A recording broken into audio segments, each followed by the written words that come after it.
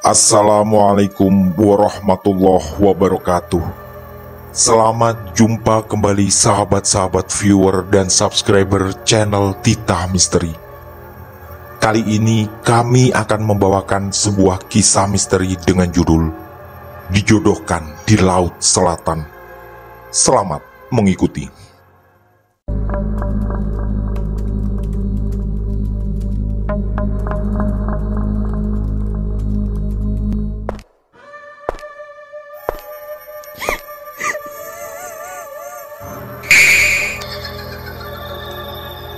Jangan pernah mengikuti kisah ini sendirian. Jawa Timur 1991. Mentari sedang mempersiapkan waktu terbenam ketika Dayat sampai di sebuah desa di pesisir Laut Selatan Trenggalek, Jawa Timur. Kedatangannya ke sini adalah atas petunjuk aneh dari Bayu, teman kosnya. Dayat lalu menghidupkan sebatang rokok sambil berusaha mengatur pikirannya.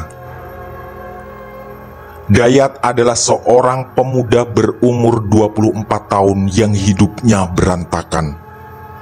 Bertahun-tahun menjadi pengamen di bis antar kota dan tak pernah pulang ke kampungnya di Solo karena malu.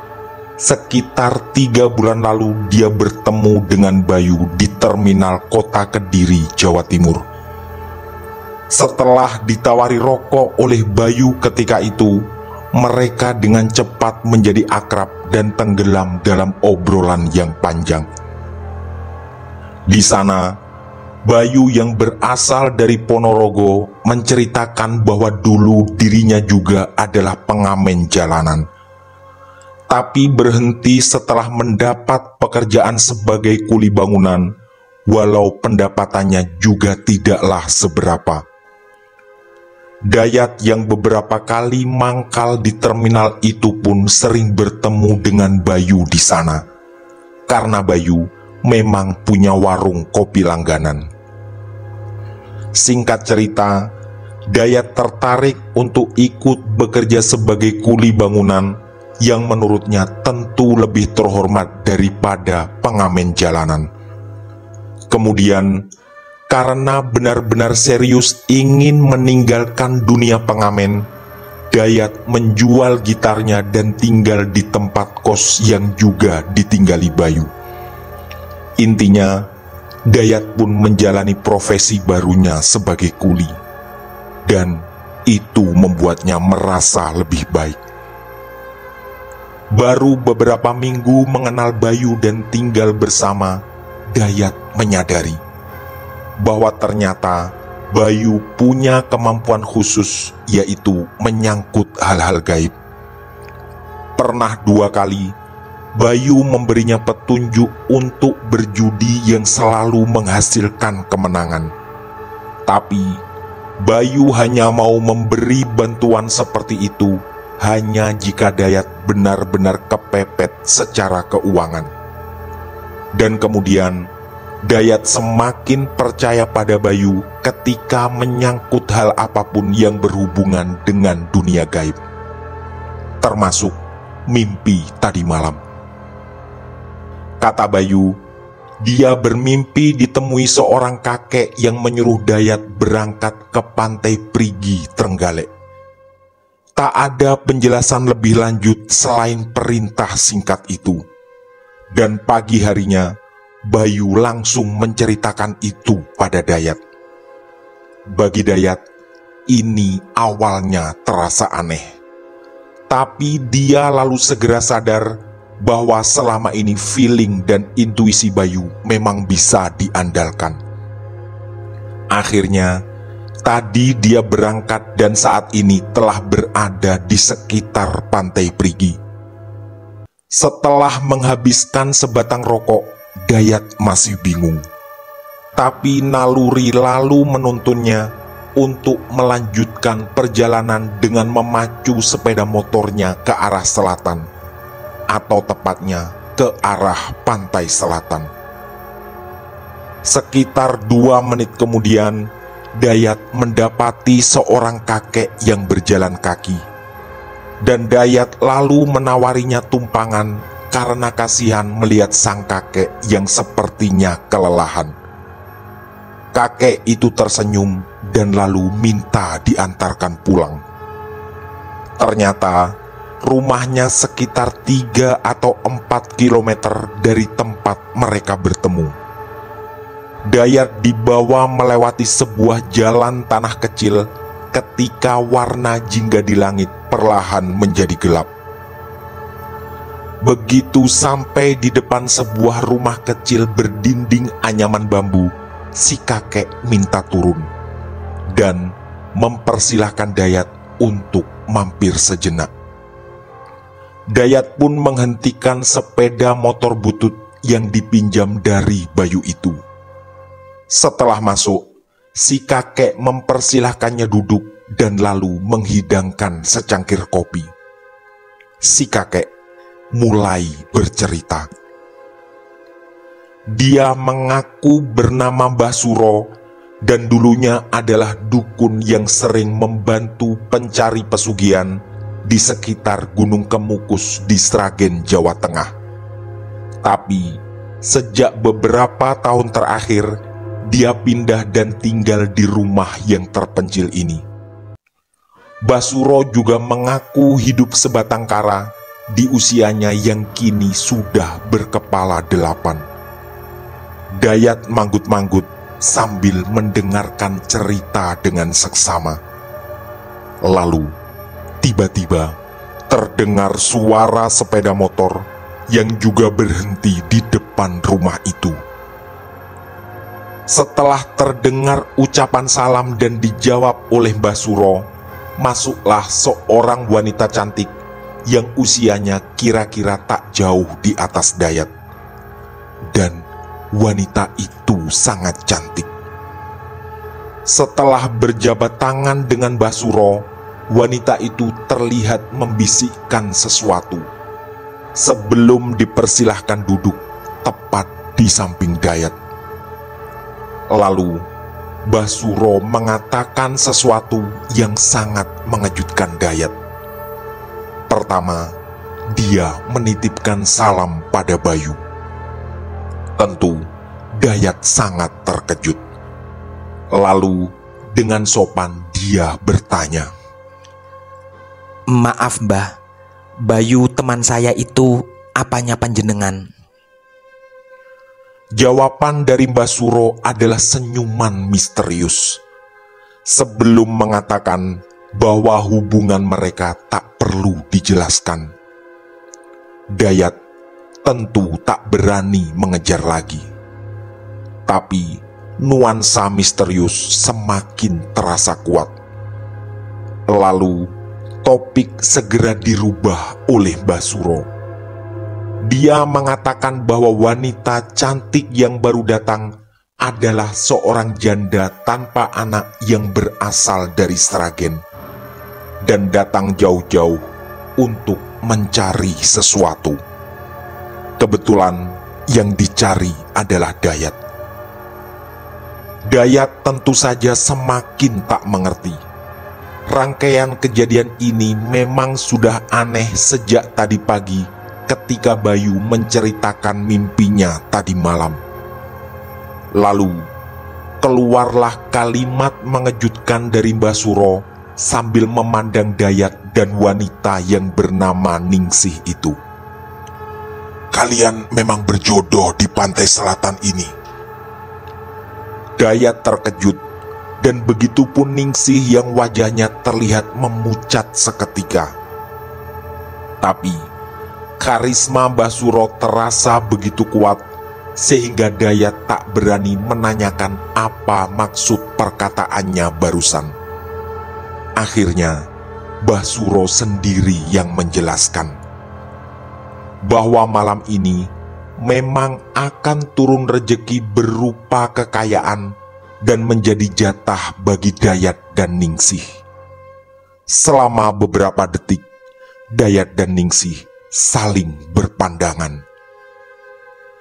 Dayat juga tak sempat bertanya lebih dalam tentang Ningsih dan latar belakangnya. Yang dia tahu hanyalah Ningsih juga baru pertama kali ke tempat ini, seperti yang sempat didengarnya tadi.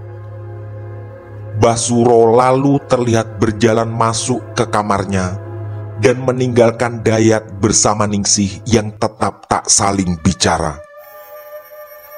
Waktu terasa berputar begitu cepat dan suara hewan-hewan malam mulai terdengar. Mulai dari burung hantu yang sesekali suaranya terdengar, juga terkadang suara samar lolongan anjing yang berpadu dengan orkestra alam dari jangkrik dan kodok yang bersahutan. Sekitar 5 atau 6 menit kemudian, Basuro kembali ke ruang tamu kecil itu. Dan pada saat yang sama, tercium aroma kemenyan yang pekat. Dayat semakin tidak paham apa yang sebenarnya sedang terjadi. Lalu, pada Dayat dan Ningsih, Basuro mengatakan bahwa takdir ini memang untuk mereka berdua, yaitu mereka berdua sebentar lagi akan mendapat kekayaan yang banyak dan mendadak. Lagi-lagi, Dayat dan Ningsih tak berani bertanya. Lalu, dengan nada meyakinkan dan sebuah perintah, Dayat dan Ningsih digandeng Basuro dan disuruh masuk ke kamar belakang.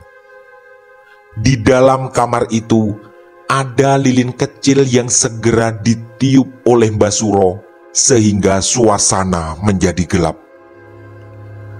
Dayat dan Ningsih didudukkan di dipan kecil di dalam kamar itu dan Basuro mengatakan bahwa mereka berdua harus melaksanakan tugas malam ini. Di sini, Dayat mulai menerka sesuatu. Tadi, Basuro mengaku sebagai seorang dukun dulu di Gunung Kemukus. Dan Dayat ingat betul bahwa Gunung Kemukus cukup terkenal sebagai tempat pencari pesugihan yang mempersyaratkan pelakunya untuk berhubungan dengan pasangan tidak sah. Hanya saja, Dayat kesini sama sekali bukan untuk tujuan itu, melainkan hanya menjalankan saran dari Bayu yang konon berasal dari petunjuk lewat mimpi tadi malam. Basuro tanpa mengucapkan kalimat lanjutan lalu menutup kamar itu dari luar. Dayat dibiarkan di dalam kamar bersama Ningsih. Ternyata Ningsih juga tak berbicara. Mungkin dia juga terkejut seperti apa yang dialami Dayat. Lalu, gerimis yang turun tiba-tiba membuat suasana menjadi dingin. Dan perlahan mereka berdua saling mendekatkan diri satu sama lain. Dayat berada di antara dua hal yang membingungkan. Di satu sisi, dirinya merasa terjebak dalam sebuah dimensi yang sulit dijelaskan dengan logika. Di sisi lain, tak bisa dipungkiri ada kekaguman besar pada paras cantik Ningsih sejak pertama kali kedatangannya. Dan nalurinya sebagai pria normal dewasa sungguh sulit dikendalikan dalam suasana remang cenderung gelap seperti itu. Singkat cerita, tempat misterius itu kemudian terpandu oleh naluri sepasang manusia dewasa. Dan semuanya terjadi di dalam kamar itu. Kejadian itu terasa berjalan begitu cepat dan seperti melintasi batas-batas masuk akal bagi otak sederhana Dayat yang sebenarnya masih ketakutan. Setelah semuanya selesai, Basuro mengetuk pintu kamar. Sepertinya dia punya penglihatan khusus, sehingga tahu bahwa Dayat dan Ningsih baru saja menyelesaikan perbuatan terlarang. Lalu mereka berdua diajak kembali ke ruang tamu. Dayat masih bingung dengan keanehan ini. Rasanya ada kekuatan lain yang juga mempengaruhi semua tindakannya di dalam kamar tadi. Di ruang tamu, Basuro lalu mengatakan bahwa ini adalah malam Selasa dan mereka berdua harus datang lagi malam Selasa depan. Hal itu harus diulangi sampai 7 kali. Basuro juga menjelaskan bahwa dalam waktu dekat masing-masing mereka akan mendapat rejeki tak terduga, walau jumlahnya tidak terlalu besar, karena jumlah yang besar baru akan datang setelah malam Selasa ketiga. Dayat manggut-manggut yang lalu diikuti pula oleh Ningsih. Dayat lalu menanyakan jam pada Ningsih yang terlihat memakai arloji. Dengan meyakinkan, Ningsih menjawab bahwa sekarang hampir jam 12. Dayat menghela nafas karena tak menyangka waktu berjalan secepat itu. Mungkin tadi dia terbawa suasana kenikmatan yang diregu di dalam kamar tadi. Tanpa banyak bicara, Basuro lalu meminta agar Dayat segera pulang. Sedangkan Ningsih karena perempuan diminta untuk menginap sebelum besok pagi juga disuruh pulang. Dayat pun menuruti dan segera kembali ke tempat kos. Selama perjalanan, Dayat tak henti-hentinya berpikir tentang semua keanehan ini. Ini benar-benar ajaib dan sama sekali tak masuk akal. Pertemuan dengan Basuro lalu dibawa ke rumahnya sampai akhirnya bertemu wanita cantik bernama Ningsih, yang dalam sekejap menjadi pasangannya dalam ritual yang juga datang tiba-tiba tanpa direncanakan. Dia sempat singgah di sebuah warung kecil pinggir jalan sambil merenungkan rangkaian peristiwa tidak masuk akal tadi, dan sampai di tempat kos ketika langit mulai terang. Dayat langsung membangunkan Bayu dan menceritakan semua yang terjadi. Bayu yang baru bangun terlihat mengernyitkan kening, tapi mengaku juga tak paham apa yang terjadi pada Dayat. Hanya saja Bayu menyarankan agar Dayat menuruti apa yang diminta Basuro karena khawatir akan terjadi sesuatu yang lebih menakutkan. Waktu pun berjalan kembali. Dayat dan Bayu kembali tenggelam dalam keseharian sebagai kuli bangunan yang kebetulan mereka mendapat pekerjaan di pinggiran kota. Setiap malam sehabis bekerja, mereka berdua selalu menyempatkan membahas tentang Basuro.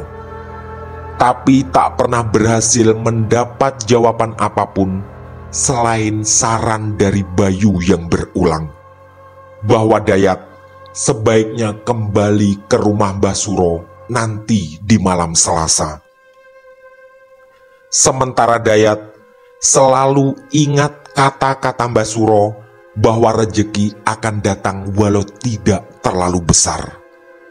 Dan itu memang terbukti. Dayat mempunyai dompet kecil yang selalu disimpannya di bawah tumpukan baju di lemari. Dia ingat betul, awalnya uang berjumlah 50.000 di sana dan setiap hari selalu bertambah secara ajaib. Dan seperti yang dikatakan Basuro, uang di sana selalu bertambah setiap pagi. Memang tidak terlalu banyak, hanya 10.000 atau terkadang 15.000, yang Dayat tak paham dari mana asalnya. Bayu juga mengaku tak mengerti setiap kali Dayat menanyakannya. Hanya saja ada kekhawatiran di hati Dayat. Jangan-jangan ini adalah jalan pesugihan yang secara tiba-tiba datang padanya. Sampai di hari Senin pagi, jumlah di lemarinya menjadi 135.000. Artinya ada 85.000 yang datang secara ajaib selama seminggu ini. Dayat belum berani membelanjakan uang itu sampai nanti berhasil mendapatkan jawaban yang meyakinkan dari Mbah Suro. Sekitar jam 3 sore, Dayat pun bersiap berangkat.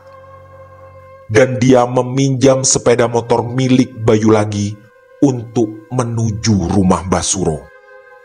Bayu sebenarnya diajak, tapi menolak dengan alasan akan lebih baik Dayat berangkat lagi sendiri. Sekali lagi, Dayat percaya pada feeling dan intuisi sahabatnya itu. Sesampai di sana, hari mulai agak gelap, dan Dayat masih hafal di luar kepala jalan menuju rumah tua itu. Tapi Dayat disambut sesuatu yang sangat mengejutkan. Setelah dipersilahkan masuk, Mbah Suro mengaku mendapat kabar bahwa Ningsih telah meninggal 3 hari yang lalu, tanpa menjelaskan dari mana kabar itu berasal. Dayat pun langsung merasa ketakutan. Masih teringat jelas apa yang dilakukannya bersama Ningsih malam Selasa minggu lalu. Mbah Suro yang seperti memahami ketakutan itu segera menjelaskan bahwa Dayat tak perlu khawatir karena meninggalnya Ningsih tentu sama sekali bukan kesalahannya. Juga menurut Mbah Suro, rejeki Dayat tetap akan datang secara ajaib karena telah melakukan ritual pertama. Kali ini Dayat berniat meminta penjelasan lebih lanjut, tapi lagi-lagi gagal karena Mbah Suro segera memintanya pulang dan mengaku ingin beristirahat. Dayat pun tak berani membantah sama sekali. Seperti minggu lalu, aura Mbah Suro terasa begitu kuat, sehingga Dayat tak berani melakukan apapun tanpa persetujuannya. Dayat pun langsung memacu sepeda motornya pulang. Begitu sampai di tempat kos, Bayu belum tidur yang sepertinya memang menunggu Dayat kembali.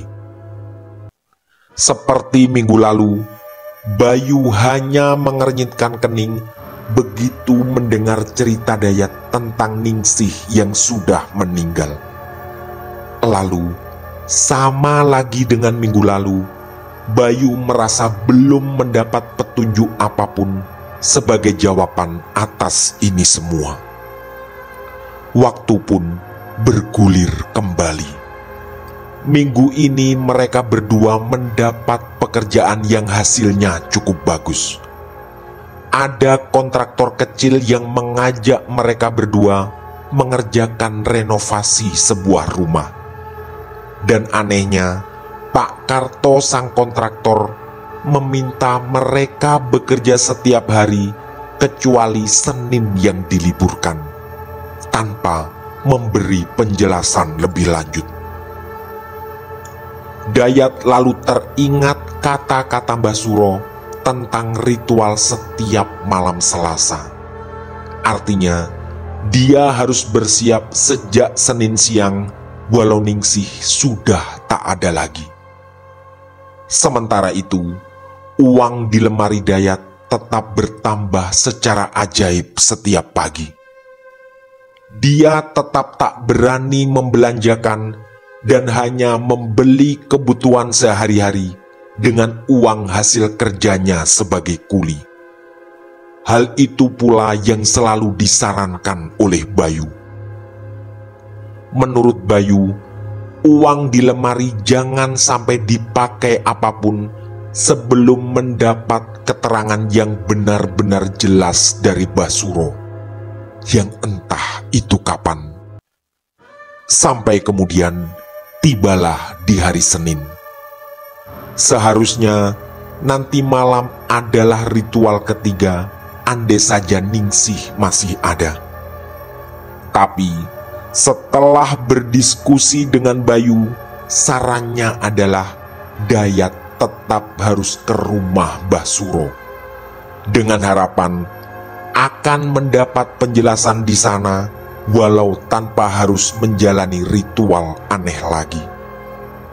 Sama seperti minggu lalu, Dayat bersiap sekitar jam 3 dan sendirian berangkat bersepeda motor. Begitu sampai di sana, langit juga mulai agak gelap. Kali ini, rumah tua Basuro terlihat tertutup. Berkali-kali Dayat mengetuk dan memanggil, tapi tak ada satupun jawaban. Dan ketika Dayat semakin bingung, lewatlah seorang laki-laki setengah baya di depan rumah Basuro. Dayat langsung menghampiri laki-laki itu untuk bertanya. Setelah sempat berkenalan dan laki-laki itu mengaku bernama Pak Supri, Dayat menanyakan keberadaan Basuro sambil mengaku sudah berkali-kali mengetuk pintu rumahnya. Dan jawaban Pak Supri sungguh di luar nalar. Kata Pak Supri, itu memang rumah Basuro, seorang dukun yang dulunya tinggal di sekitar Gunung Kemukus di Sragen. Tapi Basuro sudah meninggal sekitar setahun yang lalu. Dayat pun terhenyak seketika. Teringat 2 kali pertemuannya dengan Basuro, juga dengan Ningsih yang kabarnya meninggal beberapa hari setelah mereka berdua melakukan ritual aneh 2 minggu yang lalu. Dayat merasakan tubuhnya bergetar hebat karena ketakutan. Tapi dia lalu mengangguk ketika Pak Supri pamit dan mengaku baru saja pulang dari rumah saudaranya. Dayat segera memacu sepeda motor pulang. Begitu sampai di tempat kos, Bayu terlihat menunggunya. Dan Bayu juga ikut terkejut setelah mendengar cerita Dayat. Lagi-lagi Bayu mengernyitkan kening. Tapi kali ini ada yang berbeda. Bayu lalu mengaku pernah mendengar cerita tentang kakek buyutnya, yang kebetulan juga bernama Basuro. Kata Bayu, konon leluhurnya memang berasal dari Sragen di dekat Gunung Kemukus. Dan Bayu mengaku baru ingat bahwa pamannya pernah mengatakan kemampuan Bayu tentang hal-hal gaib memang diwarisi dari sang kakek buyut. Malam itu, di depan Bayu, Dayat mengulangi ceritanya dari awal. Sejak pertemuan aneh dengan Basuro dan juga ritual aneh yang dijalaninya bersama Ningsih. Sampai akhirnya Dayat mengeluarkan sebuah dugaan bahwa sosok Basuro dan Ningsih yang pernah ditemuinya mungkin bukanlah manusia, melainkan makhluk gaib penghuni Laut Selatan. Kali ini Bayu mengangguk dan terlihat setuju dengan dugaan itu. Hanya saja Dia menambahkan bahwa bisa jadi Pak Supri juga bagian dari mereka. Dayat pun semakin diselimuti ketakutan, apalagi setelah teringat uang di lemari yang langsung diperiksanya. Dan keajaiban terjadi lagi. Di dalam dompet di bawah tumpukan bajunya, semua uang lenyap dan hanya tersisa 50.000. Persis seperti jumlah awal ketika Dayat sebelum berangkat ke pantai selatan. Bayu lalu dengan wajah meyakinkan mengatakan pada Dayat agar tak perlu khawatir, terutama karena semua uang yang kemarin datang secara ajaib belum sempat dibelanjakan. Bagi Dayat, pendapat itu terdengar masuk akal, walau ketakutan belum benar-benar hilang. Perlahan, dia berhasil menguasai diri dan mencoba melupakan semua kekhawatiran tentang sosok Mbah Suro dan ritual aneh bersama Ningsih. Putaran waktu bergulir kembali, dan tak terasa 3 tahun berlalu sejak peristiwa tak masuk akal itu. Bayu sudah menikah setahun yang lalu dan kini tinggal di Surabaya karena ikut salah satu kontraktor di sana. Sedangkan Dayat sedang menikmati bulan madu bersama wanita pujaannya yang dinikahi minggu lalu. Dayat sudah kembali ke kampung halamannya dan membuka usaha warung sembako di sana. Suatu sore, Bayu berkunjung ke rumahnya dan mengaku singgah sebentar dalam perjalanan pulang dari Jogja. Sambil menikmati kopi dan gorengan di teras depan rumah, mereka berdua mengenang kembali peristiwa aneh 3 tahun lalu, yang sampai saat ini masih terasa tak masuk akal sama sekali. Dayat mengaku bahagia tinggal di kampungnya. Pada Bayu, dia mengaku jujur bahwa istrinya dinikahi bukan hanya karena kecantikannya, tapi ada alasan lain yang membuat Dayat semakin yakin sebelum melamar, yaitu istrinya juga bernama Ningsih. Tamat. Demikian kisah misteri dari kami, Dijodohkan di Laut Selatan. Semoga kisah-kisah kami cukup menghibur dan menemani sahabat-sahabat semua. Mohon maaf apabila terdapat kesalahan dalam pemilihan atau penuturan kata. Kami dari tim Titah Misteri mengucapkan terima kasih. Dan wassalamualaikum warahmatullahi wabarakatuh. Pesan saya, jangan bercermin sendirian di tengah malam. Sampai jumpa.